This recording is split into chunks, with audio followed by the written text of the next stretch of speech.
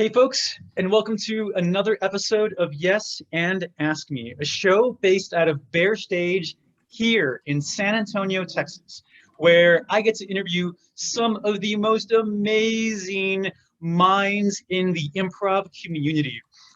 Today's show is about growth in improv, growth as an improviser.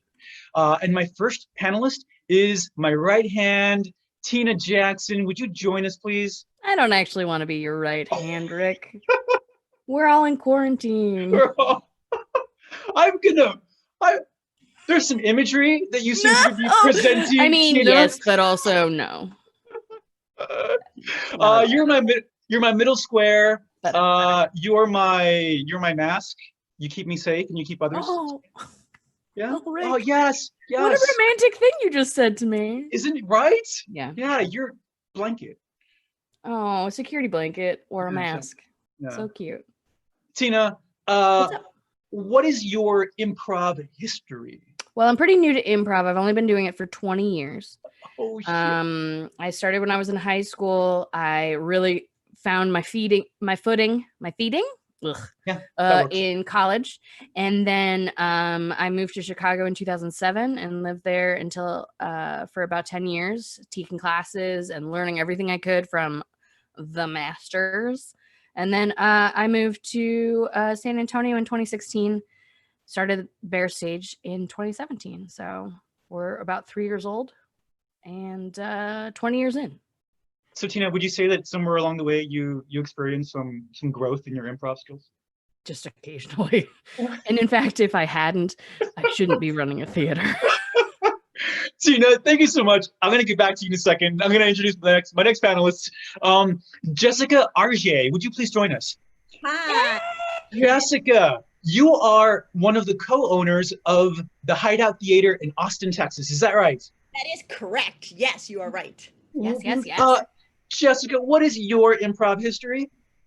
Well, I started improv in, you know what? I tried to figure out what year it was, and I don't know. I started doing improv at some point in the 2000s. Like it was sometime in this century, but I'm not exactly sure when. 20 or less years.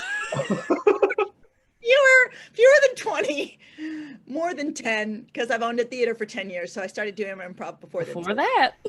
We got a range. Yes. So I started then, and what was there another question? Just your experience. Just you should talk about your clowning a little bit, and just and your programming at Hideout that you love doing. Yeah. So I had been a professional clown, and that when I came to Austin, there was no clown training, believe it or not. I do believe it because I've looked for it in San Antonio too. Yeah, it's not there. There was tons in Atlanta, but not so much in Austin. So I signed up for an improv class because I was like, well, that sounds similar. And it did help me a lot. It was very helpful in clowning. But eventually I figured out that it was easier to go to an improv stage than it was to drive out to Westlake every Saturday and do clown shows out there, and you're in the air conditioning most of the time. So, I became a co-owner. I bought the Hideout in 2009. I was already doing kids classes. I had already set up a children's program, and I already had my kids show and kids classes. And then through the Hideout, we've just been like expanding them. And then we added special needs. So we've got classes for kids on the autistic spectrum, classes for kids on who are homeless, classes for kids who are in the juvenile justice system, different stuff. LBGT, etc. Kiddos. So we got just different things for different people who need them, basically. And so I do that, but I also do my own show. I'm taking a break in July, but I've got Arjet Universe every Thursday. I have a guest come in and I play with them. Tina's been my guest before. It was very fun. I have. It was great. It was delightful.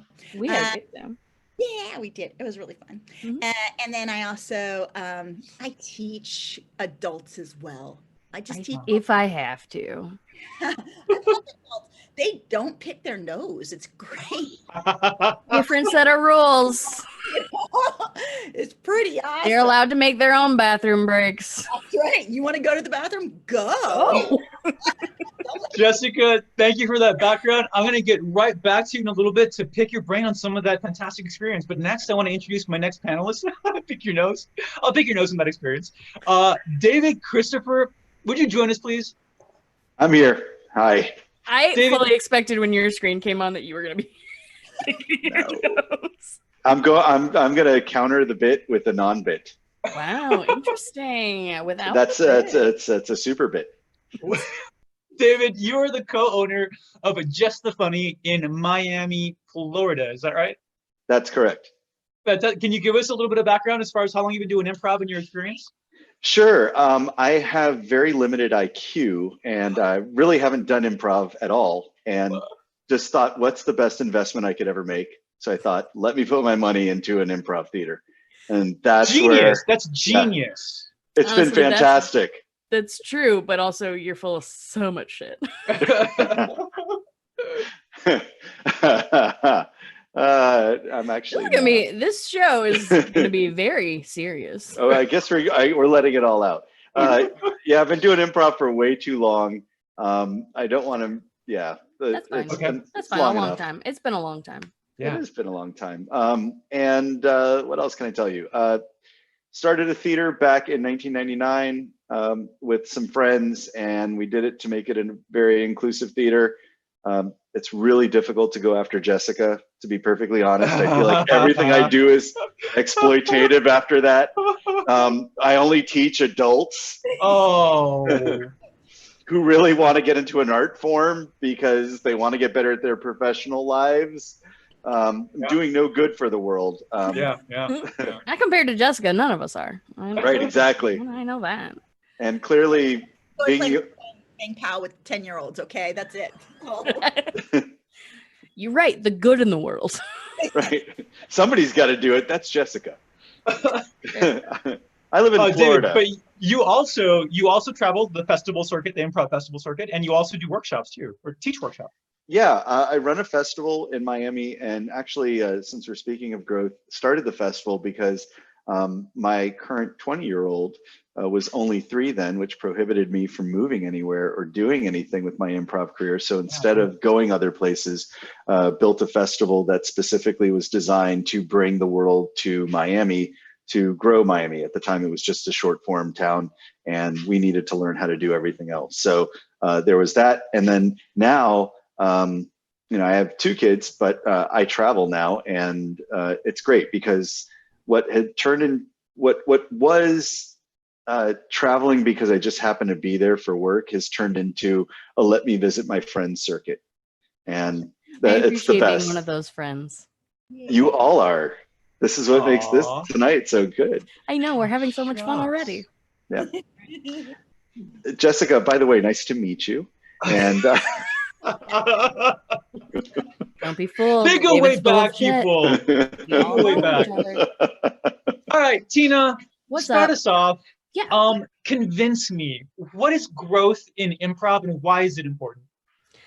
Growth is about getting better. And it's important because we all should be better. In the simplest terms. In the best of terms, what I mean by growth and growing in improv is not just learning the rules of yes and not just learning how to edit, but really investing in getting better at any one skill or any compilation of skills, honestly, to invest time off stage and invest time in rehearsals, in classes, in watching shows. As you know, one of the things we say at Bexar Stage is that there's essentially, and you can all disagree with me if you want, but I say that there's 3 places you can learn improv. You can learn by watching improv, by doing improv, and by sitting in a classroom. And I think all 3 are important in different ways. Some people also like to add podcasts to this list, and also I'm new to podcasts, I'll just add our podcast to this list. Yeah. But learning improv can come in a lot of different forms. But investing time in learning how to do more, how to expand your skill set, how to get deeper at skills that you are learning in your classrooms, and what are ways to do that. So. Okay. I heard you mention time a lot, doing that time. And I remember my teacher, Brian Scribner, saying, using that phrase, if you want to get better, then do the time. Put that Put in the time time, into put the in the work. exercise. Exactly. Jessica, would you agree with that? Would you agree that one of your methods of growing as an improviser is actually spending the time doing that stuff?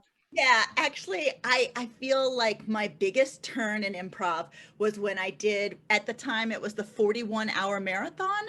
And And now it's 48. We've added 7 hours. yeah, we're stopped at 48 though.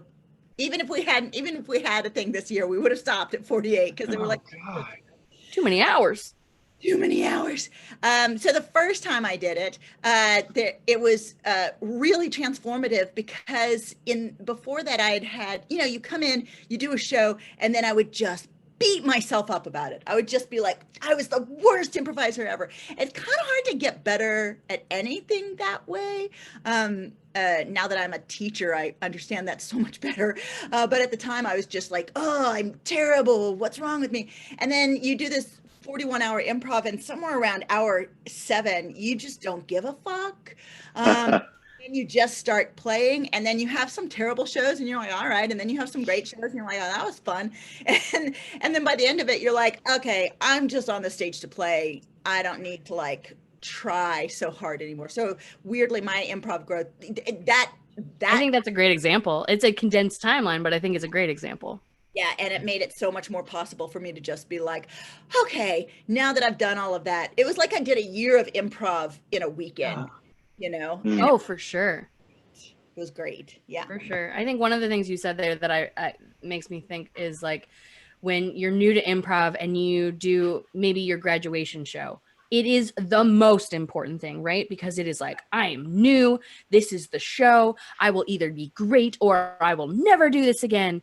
Some be all end all kind of thinking, right? Because you've only ever done maybe classwork or a jam or something. But to do your first show is a huge and more enormous responsibility. So many students are so nervous before their first show, understandably. But as you do hundreds of shows, or if even a dozen shows, you start relaxing a little bit more into it because it's less, the stakes are less every time. Yeah. You're doing one of the many shows that you will end up doing. So I think we put less pressure on ourselves as we spend some of that time, because not every show is the most important show ever. Yeah.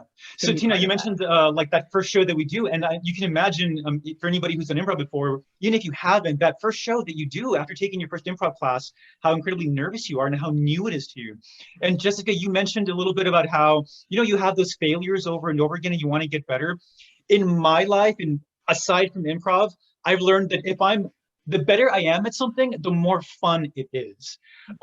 So David, would you say that part of the motivation to becoming a better improviser is that the better you are, just the more fun and enjoyable that experience is? It's interesting. I don't look at it in those terms.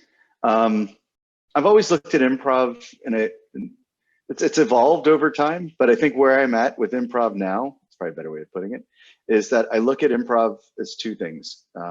One, how comfortable are you embracing failure and allowing yourself to say, all right, the failures that I will experience are my growth. And the more I embrace it, the more I allow myself to take risk, which is ultimately leading to the second thing I'll talk about, which is belief. If I believe in what I'm doing 150%, then I'm comfortable with the risk that I'm taking and I'm looking to grow. And as an improviser, I'd rather see somebody go and not play trope, not play stereotype, not play the known, but go into some place that's completely unknown and fly just off of the leap of faith of belief. And that to me is growth. And that's what gets me as an improviser. I'm not cool with doing my tried and true and the stuff I know that could, if I need to mail one in with an audience and just, make this thing work, that's fine. But I feel like taking a shower after that. The stuff that I really get off on to, get some Susan Messing stuff out there is the stuff that I'm truly like, I have no idea what I just chose and why I chose it, but hell, let's go find out. So that's your embrace. So that the embracing part of what you just said, you're embracing the change, you're embracing the newness, the stuff that you haven't tried yet.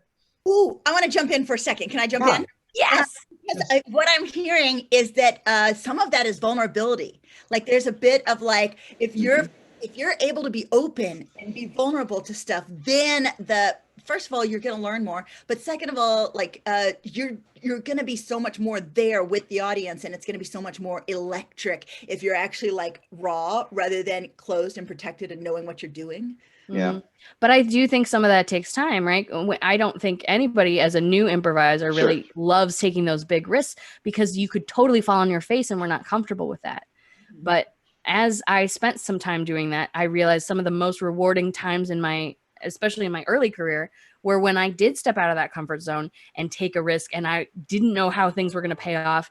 Bringing a song into a non-musical show, or or trying a really big physical initiation that, like, if somebody didn't back me up, I'd look like an idiot, or something along those lines. Even sometimes for certain people, it would be like character, using a voice that's not yours, using a posture that's not yours. Some people are very comfortable in that, and some people are super not. But any of those risks that you take outside of your comfort zone can make that scene so much more interesting, which takes it in a different place, which gives the audience something to really enjoy and sink into. But when you're vulnerable with an audience, by taking a bigger choice, making a bigger choice, taking a bigger risk, I think is where some of that audience connection really does come from. But you have to be comfortable and like David said, believe that what you're doing is the right move for you in that moment, and really commit to it. Tina, they're voyeurs. Great audiences are, first of all, I mean, unless you're doing street prov and you're trying to, and take it to like that whole busker street performance level, that's a different thing, because you're going on their turf, and they didn't ask for this. But if they made the contract, right, they made the social contract to get to the theater, this is what I want to invest in and do with my time. Well, then my job is to say, let's pull down the bar. This is a roller coaster. I'm going to take you on a ride. And it takes belief. And it also takes the fact that you're here. I'm going to assume you're a voyeur that wants to watch whatever we do. I love and that. My job is to like go with it, not to pander. Oh, that's cool. I love that. Okay, so Jessica, I want to hit something that you just said. The risk and the vulnerability, is that required? Is that necessary for growth, or is that just one of the ways that you can push yourself along in growth? No, I'd say it's absolutely necessary. Like, I don't know how else you get to growth without some risk and vulnerability, which I think is, I mean, it's hard, because getting to the point where you can be vulnerable takes risk, and then it's almost a catch-22. You sort of have to have one to try the other. Right. And then but they go together. Stumble into it, or you're sleep deprived, so you just find it. It's where you're like, oh, being this vulnerable and being this real with the audience allows me to be something that I wasn't before, which I think is kind of what growth is.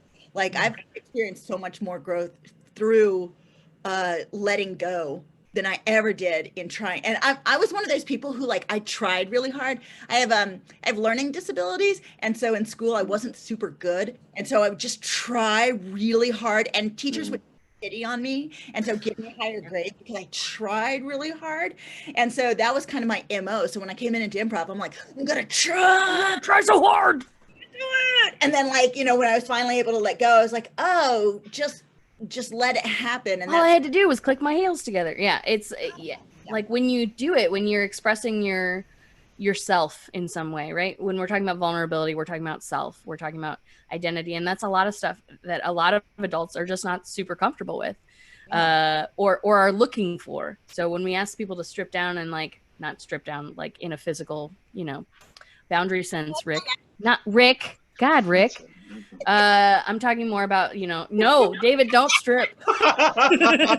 No, David, don't.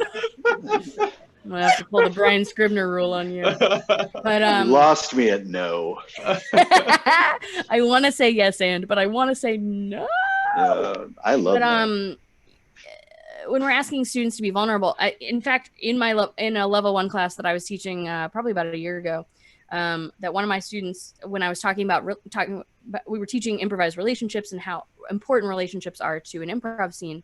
One of my students raised their hand and said, Tina, it sounds like you're asking us to be like really vulnerable. And I said, absolutely. And he was taken aback that I had just absolutely copped to the fact, yes, I'm asking you to be vulnerable. He's like, he was like, but I just met these people. We're in level 1. And I was like, I'm telling you, it's the most important thing. And I don't expect you to get there right away. I expect you to try. I expect you to put yourself there for your scene partner and to exist for them, not for you. And if what the scene calls for, if what your scene partner needs is for you to be a whale, I'm asking you to be a whale. I'm asking you to do that, even if that's not super comfortable for you. Let's find a way that is comfortable where you can say yes to that choice while still protecting yourself enough that you can exist in that scene without shutting completely down. Yeah. I was like, I want you to be a whale, but if it means you don't flop around on the floor and make whale sounds, okay. But say yes to the whale. Say yes to the whale first. And then, but if you are comfortable getting down on the ground and saying, yes, I'm a whale, and making whale sounds and flopping around, by all means do that. But if you need to take baby steps, take those baby steps, because saying yes is so important, that like moving that forward. But that's growth, right? Because by the end of that level 1, he was flopping around on the ground looking like an idiot.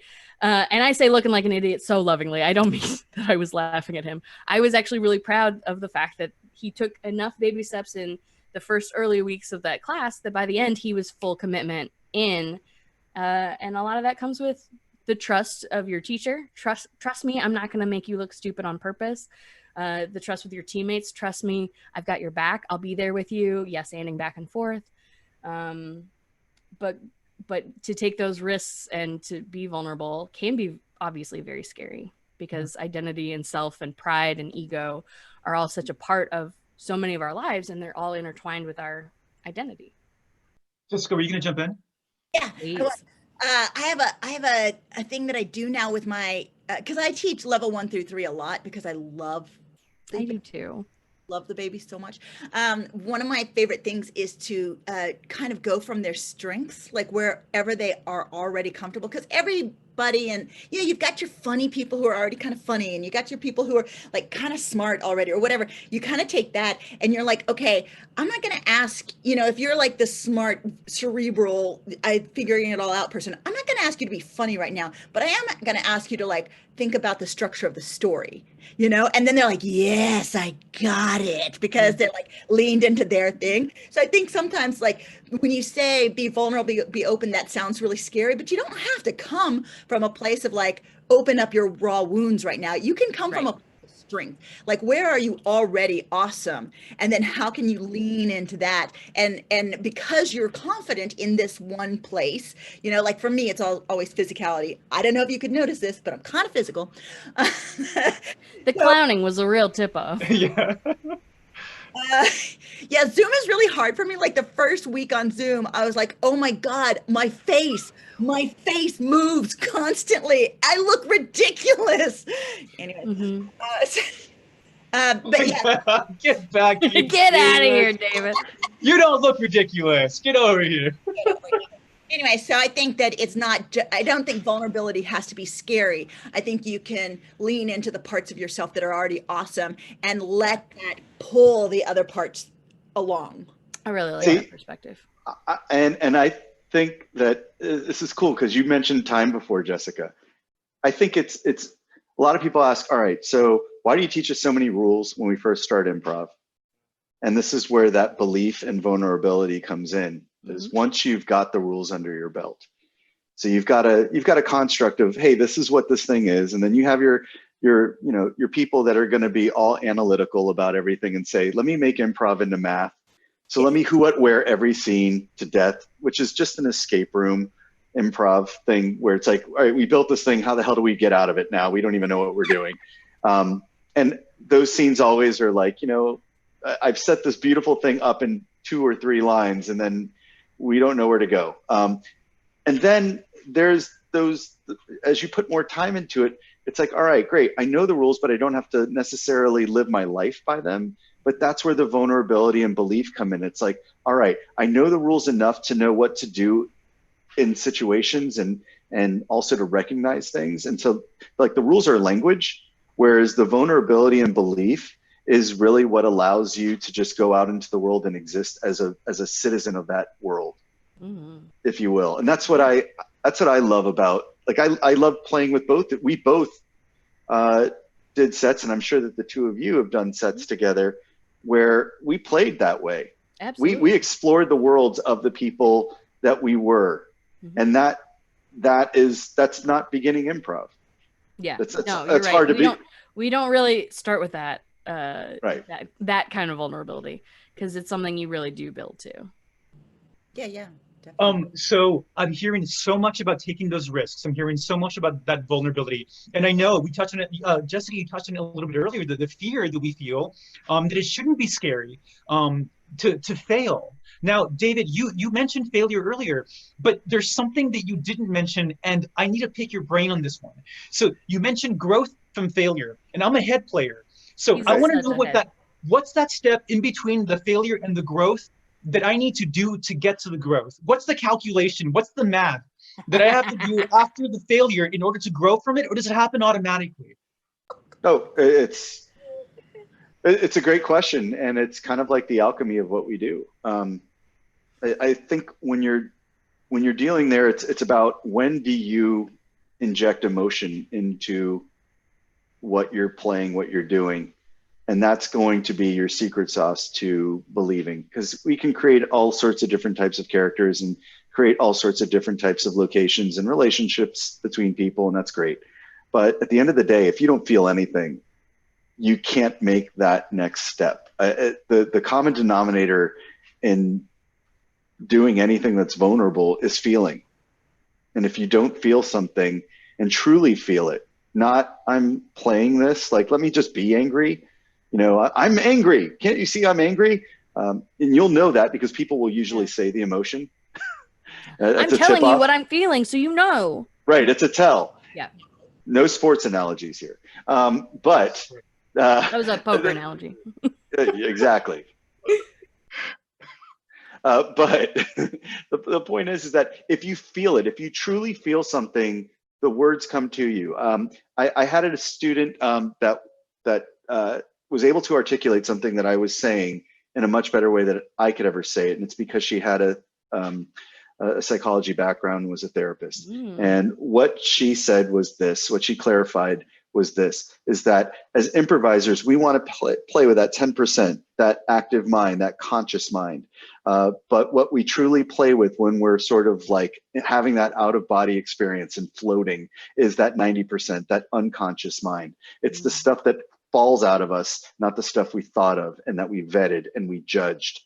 And that's the head play. The head play is you're still here in 10%. We're still judging and vetting and making sure it works and that it's math. And it's got like an equal sign, you know, after that number sentence, and it equals what it's supposed to. And improv isn't about that. Improv is about saying, you know what, we got it, dude, which is the rest of your brain saying, hey, let it happen. We're much stronger than that 10%. We got you. I love that. I love that so much. I literally teach the front part of your brain is the brain that's like all of this. And then the back part of your brain is I say that's the authentic you. Like the front part of the brain is the brain trying to be something else or trying to make something, whereas the back part of your brain is who you actually are. And that's what we want to see. That's what we want to see. We're not passionate about this at all. We don't believe in it. I love it. You have 3 theater owners going through hell, jaded as hell, and we're passionate about improv. We love this shit. Yeah. Right. We love it so much, the veins popping out of our forehead. We love this until this is over, and we're not on a Zoom call anymore, and then we're back in our normal, like, I gotta pay rent. And then you guys are blowing my mind right now. Coming into this discussion, knowing that we were going to go discuss growth, I knew that we were going to touch on failure, and I knew that we were going to touch on time getting better. But the way that you guys are discussing embracing those characters and those choices, the belief, David, that you mentioned the expression, you used it, the words truly feel. It never occurred to me, and also the being vulnerable. Sorry, that's what I was thinking of. The being vulnerable part. I, up until this point, associated those with simply putting on a good show. Believe in your character, truly feel, be vulnerable, and you'll put on a good show. It never occurred to me that those were keys to my future success. that doing those things would make me grow. And those risks, Jessica, the risks that you said allow you to become something that you weren't before. I love that expression, Jessica. Just that image in my head helps me think that the more I do improv and the more I take those risks, the risks that you guys are talking about, that by doing that, maybe I'll get better. I will Yeah, say maybe. one of my Listen, Rick, I was there for your level 1 show. No, don't mention the level 1 show. No. I was there. I was not your teacher, but I was there. I don't have to go into details. You know what it was. And it was great. And I think it was a very, very solid level 1 show. I mean, You were a great whale. You were an incredible whale. I wasn't the whale. but if you had been. No, But if I had been, I could have saved that show. But tell me truthfully, you've been through all 6 levels at the Bexar Stage Training Center now. You've had at least a year of onstage experience specifically at Bexar Stage, but beyond that, you've taken a couple classes at Comedy Sports. Like, tell me you haven't grown, right? But where do you grow? How do you grow? Exactly. Right? I know that there are things. I remember this very specifically because it irritated me in a weird way. Not in a weird way. So I had been Rick's level 4 teacher. I'm gonna tell a Rick expose. Oh no! Story. This wasn't supposed to be about me. No, it's about you now. So I'd been Rick's level 4 teacher, and I'd been really working with him on some stuff. And then he gets to level 5, and he's with Lex, who the 3 of you know, Lex Simpson. He's been on this show before. And Rick comes in after the first day of level 5, his level 5 class. And he says, "Tina, Lex told me," and he spit it out exactly the fucking thing that I worked on for all 8 weeks of level 4 with him. Lex told me, and it just suddenly made sense. And I was like, well, God damn it. That's what I love about festivals. You're teaching students, and then the festival comes by, and all these people do their workshops, and then they come in the very next week, and they're like, "Oh my goodness, I just learned this." And I'm like, okay. I've stopped fighting it, Tina. I just embrace it now. I know. I stopped fighting it. I was just thinking about it being a really clear example. So sometimes it's like, growth with anything, man. I mean, we're talking specifically about improv, but growth with anything besides like a physical growth spurt. I mean, even that comes with time, but like any growth that you do comes from learning and doing a thing until you figure out a better way to do it. How it's taught to you, even if it's an Excel spreadsheet, right? Somebody teaches you how to use Excel, and then all of a sudden you figure out this new trick, and you're like, "Oh man, nobody ever taught me that before, but this is the thing that's going to simplify my work. Now I can move this into a different process." It's doing anything for an amount of time until you start figuring out different ways to do it. And sometimes it's about hearing a piece of advice when you need to hear it, when you're ready to hear it. I can tell you till you're blue in the face that you have to be vulnerable. If you're not in a place where you feel like you can do that, it's not going to help you. And then the second Lex said this thing, all of a sudden it clicked for Rick, and I was like, well, and I'm not mad. At the moment it was like, Rick, I've been saying that for 8 weeks, but that's fine. That's okay. Tina, it's like the pickle jar. I'm not. You loosened the pickle jar a whole bunch, and then Lex comes along, and he just he's got those arms. It's because he's got those arms. But love this, Rick. But I'm happy that you did. You get this. We don't. This is like the hardest thing for people who've been doing this for a long time. First of all, most of us teach, and in some cases, like the 3 of us here, we run or own a theater. Yeah. We don't get very many opportunities for somebody to come in and give us the feedback that we desperately need. So our growth in some cases gets very stunted. So it's kind of cool that, we envy students a lot because students get to come in and get like all these great notes and aha moments. And we're like, I'm still doing that thing. Yeah. I will say that for me, performing for children is great it's not very good for your ego, but it's great for your growth, because children, if you don't say something funny, they will just stare at you. Like if you've ever been in a theater with a bunch of children, and you're like, this is going to land, it's going to be great. And you do it. And then they're like, oh my God, it's so humbling. they just start like you're having an incredibly deep moment with somebody and you're coming to the lesson.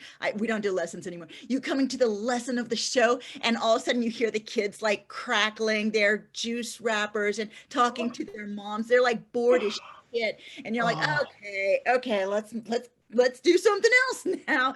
I feel like really impolite kids are the best teachers for like what actually works and what doesn't work. That's so funny. Yeah. The last time I did a show for kids, this was a growth process for me. The last time I did a show for kids was a couple of years ago. We at Bexar Stage, we're young enough. We don't have like a full-fledged kids program, but that's something that I'm obviously working on. I've talked to Jessica a ton about.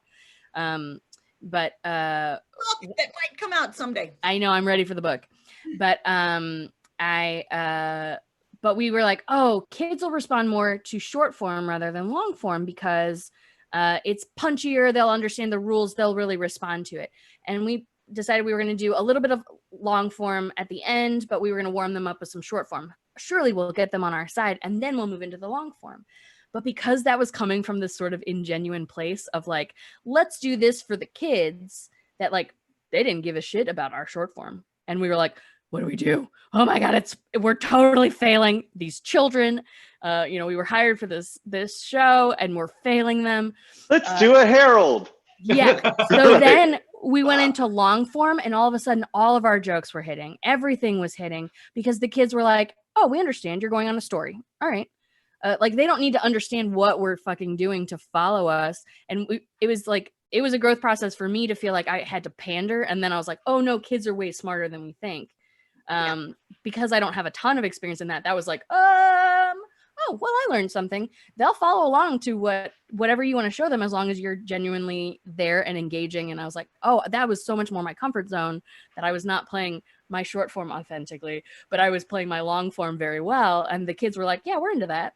Yeah. And like kids are a good learning curve in that specific way. I remember that lesson very clearly. So even these kids knew that, or they recognized what it was to watch performers that were embracing, they were truly feeling, they were believing what they were doing. I love Instead that. of this like, like they were not buying it. They were like, well, it's like when you watch Shrek, yes. Parents and kids can go to that film. And the reason why the kids love it is different than why the parents love it. The parents are like, oh, that's Led Zeppelin. Or the parents like, oh, I get that innuendo. That's and the smart, kids are like, I feel everything that Shrek's feeling. Mm-hmm. And it's meanwhile, the parents will like, they'll shed a tear. All right, if it's Up, yeah, I'll talk about the beginning of Up. But outside of that, Shrek's a better one. But sure. I'll share a quick kid story. Good. Was running our education department. This is back in 2008 or 9. So my oldest took improv classes just because I needed an extra kid. And I asked her to do me the favor of doing that. And there was one weekend, it was on a Saturday. It's one weekend where like every kid didn't make it except for one who drove in from the next county over. And I told her, I said, look, I'm going to have to go pick you up at your mom's house. I'm going to have to bring you over. I know your mom's going to get upset, but I'll work it out with her, blah, blah, blah. Did all of that, brought her in, and the instructor looked at me and was like, just 2? And I'm like, I don't know. What do you want to do? And she said, I don't know. We need more people. And I said, well, what if we just have the adults play and do the class with the kids? Not realizing that meant me. And then I realized it right after I said it, and I was like, crap.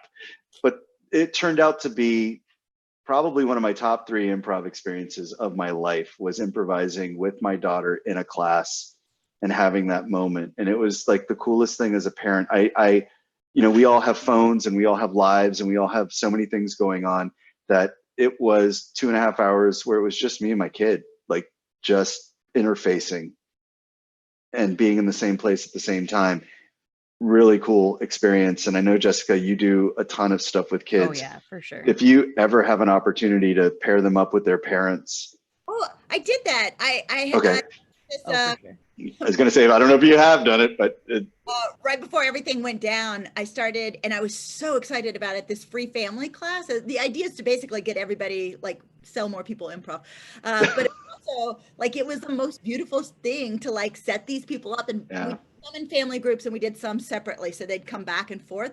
And like watching these parents, the thing is when you do improv, kids are pretty good at it. And the parents get impressed with what their kids can do. And there's this neat moment where the parents like, oh, you're kind of awesome.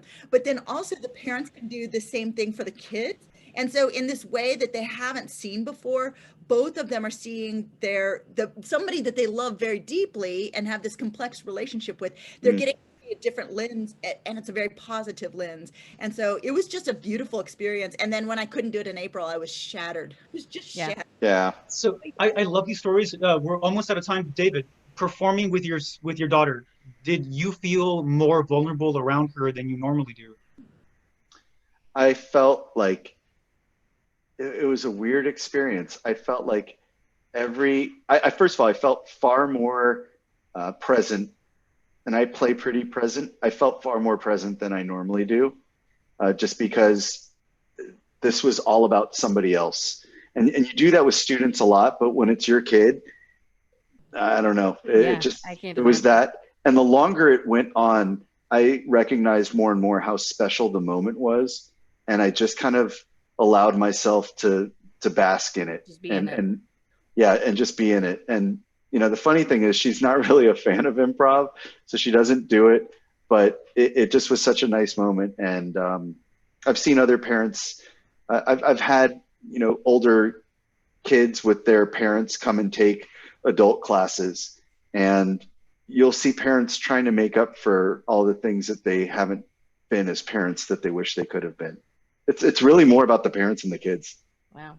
Yeah. I absolutely love that. Guys, we are out of time. But I want to thank you all for being on the show. This was a fantastic conversation.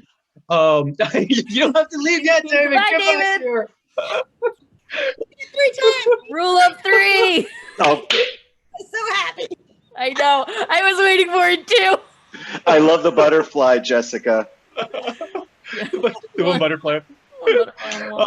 David, one thing that I want to keep in my brain for like forever is embrace, believe, and truly feel. I absolutely love that concept. Thank you for being on the show, David. Hope to have you back sometime.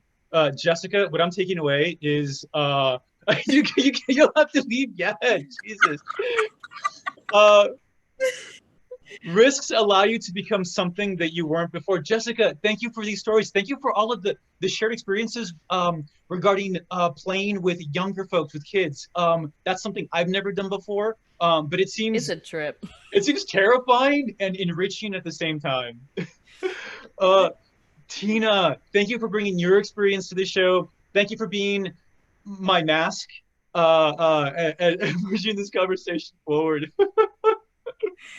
Folks, thank you all for being on the show. For all of the live Twitch viewers, thank you for your comments, for your jokes on there. They're fantastic. And I want to say something that you all already know, and all of our panelists know this probably so much more than the rest of us do, and that's that improv theaters around the country are in really bad shape right now. Most of them aren't open, and if you can do something to support these theaters and help them come back thriving when quarantine is over, please do that. You can do that by doing some searches online. Oh, by the way, let me plug your theaters again. Jessica, you are at the Hideout in Austin. Yeah, hideouttheater.com. I already put it in the chat. Oh, great. And David, you are at Just the Funny in Miami, Florida. That is correct. Also in the chat. If you guys want to contribute to these theaters, please do so. Go to their websites and see if you can help them. If you're in San Antonio and you want to contribute to the sponsor of the show, Bear Stage, then go to bearstage.com and there's a donate button right on. How do you spell that, Rick? It's BEXARSTAGE. I have to spell it on the phone all the time when I'm talking to my creditors. And then they always get, what? It's spelled how? It's There's Bexar. That's better. Texas. Yeah. We have another show coming up this Friday. Coincidentally, that show on Friday is about failure. It's not a coincidence. I knew when we were talking about growth, we were going to hit on failure. So we were talking about failure. Full stop. Failure Friday. All right, we scorched that earth. Failure. But Friday will be all failure. Nothing All but failure all the time. the entire show on Friday. We've Folks, got Clint and Chewy on the show. We're going to talk about falling on your face a little bit. It's gonna be great. We're going to fail at it. So good. I hope to see you all there. In the meantime, take care, be safe, and wear your mask. Yay, wear your mask. Bye. Bye, guys. Hi, everybody.